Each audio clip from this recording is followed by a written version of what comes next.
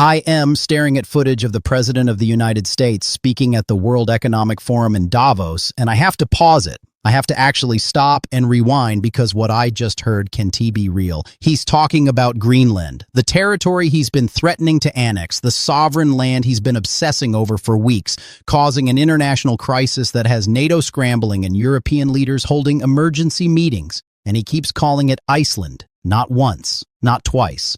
Multiple times throughout his speech, confusing the country he is hell-bent on colonizing with a completely different nation. And when a reporter dares to ask Speaker Mike Johnson if he is concerned about the president's health, about his obvious decline, Mike Johnson's response is to snap back with righteous indignation. Is this a serious question? Yes, Mike, it's a deadly serious question.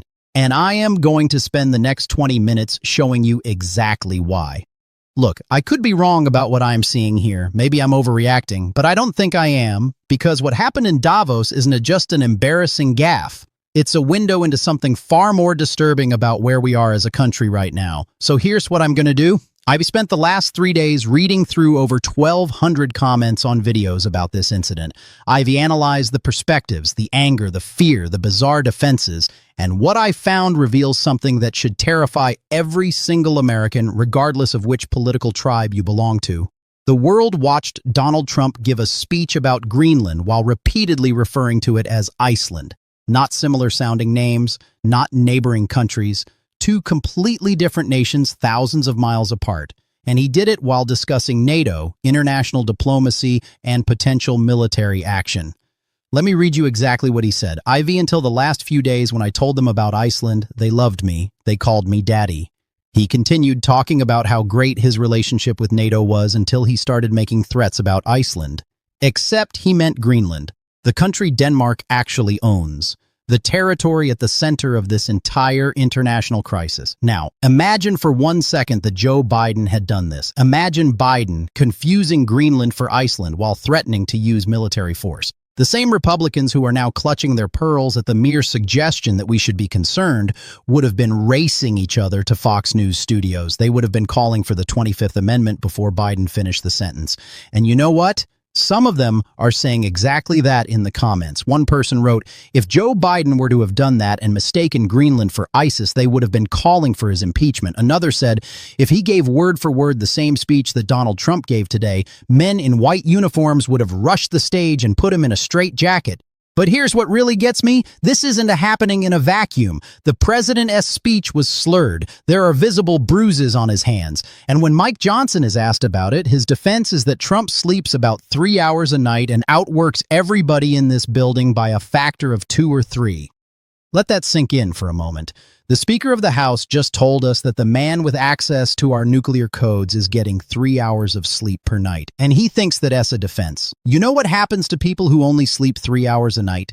Their cognitive function deteriorates, their judgment becomes impaired, they become confused, disoriented, prone to mistakes. This isn't to me being dramatic. This is basic medical science, and Johnson just admitted it on camera like it's something to be proud of. Now, about 45% of the comments I read were from people who are genuinely terrified by what they are seeing. They rewatching the President of the United States confuse basic geography while threatening military action, and they re-asking themselves how we got here. How did we reach a point where this is somehow acceptable? But here is what surprised me. About 30% of the comments came from people outside the United States. Danish people, Canadians, Europeans. And their perspective is absolutely crucial to understanding what's really happening here. One Danish commenter wrote something that stopped me cold. They said, we have asked NATO to be more present in the Arctic region, and I think everybody in NATO agrees about that. But we cannot discuss our status as a sovereign state because it's a part of the very basic democratic values. Think about what that means. Denmark, a loyal NATO ally, a country that sent troops to Afghanistan where 1 soldier died for every 2 Americans, is now having to defend its sovereignty against the United States, against us. Another commenter from Europe said, every time Trump is having a speech in the EU, it's so awkward and embarrassing. Everyone there has an actual brain and thinks he is an idiot. That is how the world sees us right now. Not as a superpower, not as a beacon of democracy, as a joke led by a man who can keep basic facts straight. And here's the thing that nobody's talking about. This isn't just about Trump's obvious cognitive decline, as serious as that is. This is about what happens when an entire political party becomes so invested in protecting one man that they'll defend the indefensible. Mike Johnson had a choice in that moment. He could have said, that's a fair concern. The president misspoke and we all make mistakes. He could have been honest. He could have been a leader. Instead, he attacked the question itself. He made the reporter seem unreasonable for asking a completely legitimate question about the mental fitness of the president. And in doing so, he revealed something crucial about where the Republican Party is right now. They can't acknowledge Trump's mistakes. Because if they admit he confused Iceland and Greenland, they invite the next question. If he can keep those two countries straight, should he be threatening to take Greenland by force? Should he be conducting foreign policy at all? The comments reveal this tension beautifully. About 20% came from MAGA supporters trying desperately to defend Trump. And you know what their defense was? They claimed he was deliberately calling Greenland Iceland as some kind of strategic chess move, that he was referring to it as an icy land. I want to be fair to that argument, I really do. But if you watch the full speech, that explanation falls apart completely. He is clearly confused. He is mixing up two different countries in the context of NATO negotiations. It is not strategy, it is decline. And the stock market knows it. Trump himself admitted it. Our stock market took the first dip yesterday because of Iceland, except it wasn't Iceland causing economic uncertainty. It was his threats against Greenland. It was the international crisis he created. But he can even keep that straight. Now here's where this gets really disturbing. Let me connect some dots that I haven't seen anyone else putting together. Trump's obsession with Greenland isn't about national security. Denmark has already said the United States can put as many military bases in Greenland as we want. They our ally. They've been our ally for decades. The idea that we need to annex their territory for security reasons is absurd on its face. So what's this really about? Multiple commenters pointed to the answer. Rare earth minerals, resources, money, one person wrote. The other main reason he wants this country is for the rare minerals we need for tech, which we already have a contract agreement to be able to mine. Another said, this whole national security talking point about Greenland is so stupid. Who believes that? And you know what? The polling backs them up. According to the data shown in the coverage, Trump's Greenland obsession is polling at 40 points underwater. 40 points. The only thing less popular is the Epstein files. And that should tell you something. The American people aren't buying this. Even Trump supporters, when you dig into the honest comments, are struggling to defend it. They resorting to attacks on the media, attacks on the questioners, anything to avoid confronting what is actually happening. But the rest of the world isn't playing along. European leaders held an emergency meeting. Almost 30 ambassadors came together specifically because the President of the United States is threatening a NATO ally. France's president called the tariff threats completely wrong. Sweden as Prime Minister said, "We will not let ourselves be blackmailed." And Trump responded by confusing the very country he is trying to take with a different nation entirely. Here's what I think is really happening, and I could be wrong about this, but the pattern is undeniable. Trump is in serious cognitive decline.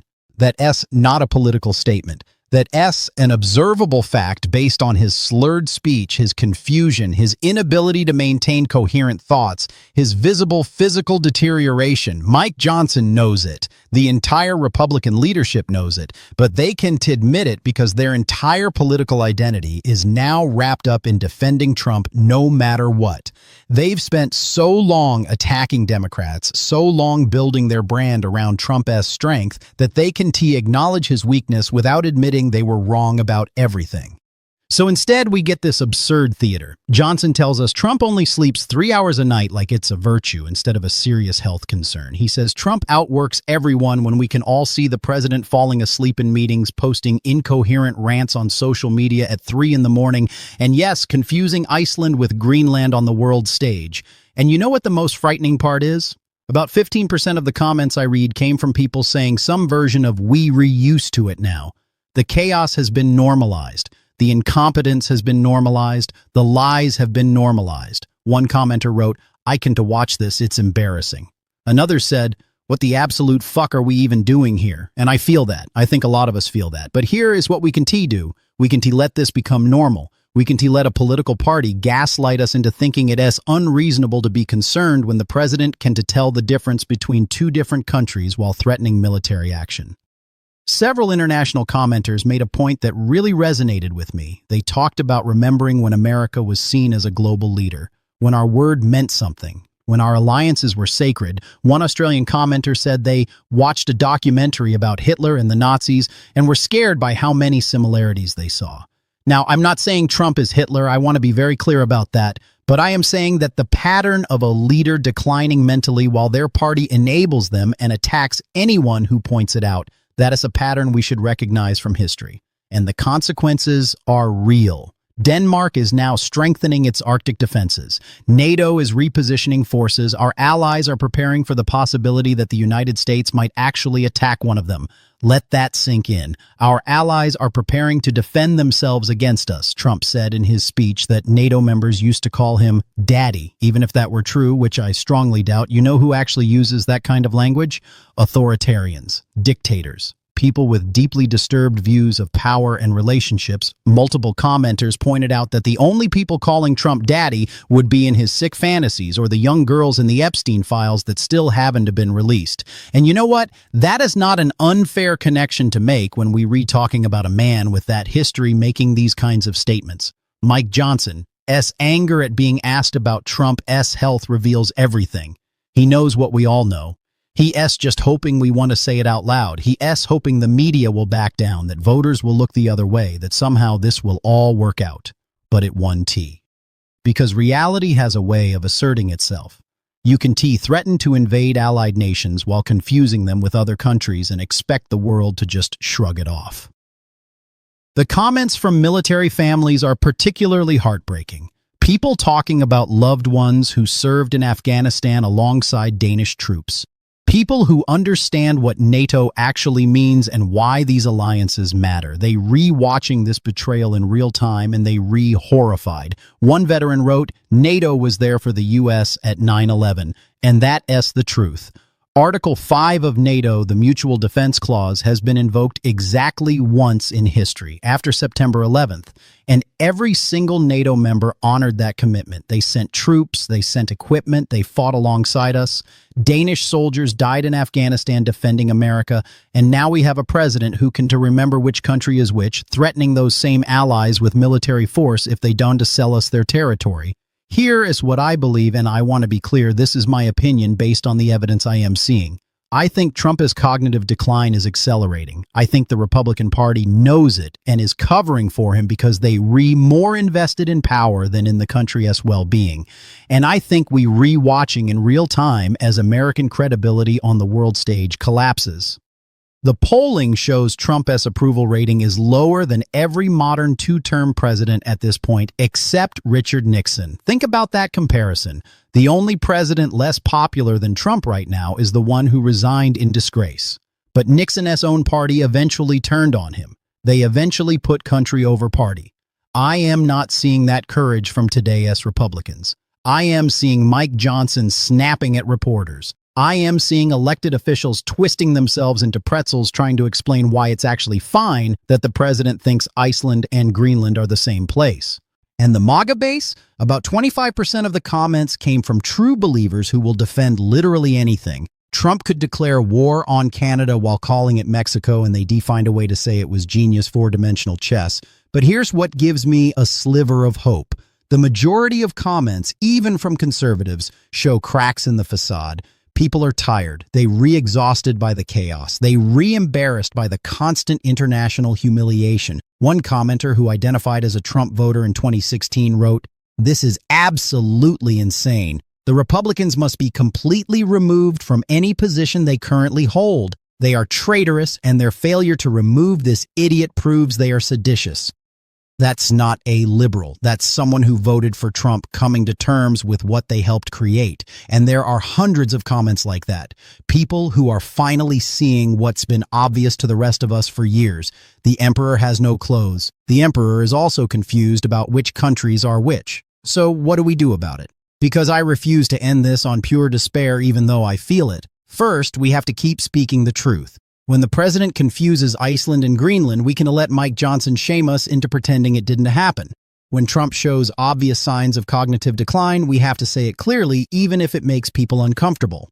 Second, we have to remember that our allies are watching and they need to know that this doesn't represent all Americans. The comments from Canadians, Danes, Europeans all expressed hope that regular Americans would stand up. We have to prove them right. Third, we have to prepare for what happens when this house of cards finally falls. Because it will fall. Reality always wins eventually, and when it does, we need to be ready to rebuild credibility, repair alliances, and restore some semblance of sanity to our foreign policy. The commenters who are calling their representatives, who are organizing, who are refusing to normalize this, they are doing the work. Follow their lead. Make it clear to your elected officials that threatening allied nations while confused about basic geography is not acceptable leadership. And finally, to the Mike Johnsons of the world, to every Republican who knows better but stays silent, history is watching you. Your grandchildren will ask you what you did during this time, and I defended the indefensible because it was politically convenient is not going to be an answer you re proud of. I started this by saying I could be wrong, maybe I'm overreacting. Maybe Trump's confusion about Iceland and Greenland is no big deal. Maybe his slurred speech and visible bruising and 3 hours of sleep per night are all totally fine for a 78-year-old man with the nuclear codes. But I don't believe that. I believe we are watching a tragedy unfold in real time.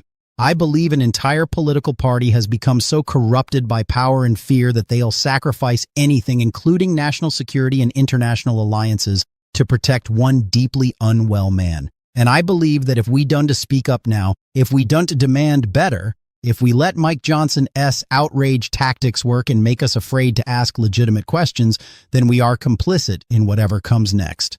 The president confused Iceland with Greenland while threatening military action against a NATO ally. That's not fake news. That is not out of context. That is what happened. And every single American should be deeply concerned about what it means. So yes, Mike Johnson, it is a serious question. It is the most serious question we could possibly be asking right now. And your refusal to answer it honestly tells us everything we need to know about where your loyalties really lie. The world is watching. History is watching. And those of us who still believe America can be better than this, we re-watching too. We re-not going away. We re-not going to pretend this is normal. And we re-going to keep asking the serious questions no matter how much it makes you uncomfortable. Because that's what patriots do. We love our country enough to tell the truth about it even when that truth is painful, even when it's embarrassing, even when it costs us politically. And the truth right now is this. We have a president in obvious decline, a political party enabling that decline, and a world looking at America wondering what the hell happened to us. That is the reality. That is what Mike Johnson doesn't want you to see when he attacks the question instead of answering it. And that is what we have to confront if we were going to find our way out of this mess. I'm going to keep talking about this. I'm going to keep pointing out the obvious, even when people tell me I'm being unfair or partisan or alarmist, because the alternative is silence. And silence in the face of this kind of deterioration isn't neutral. It's complicity. So speak up. Call your representatives. Support the international voices trying to defend democracy and alliances. And for God's sake, don't let anyone convince you that it's unreasonable to be concerned when the most powerful person in the world can't tell Iceland from Greenland. This matters. It all matters. And we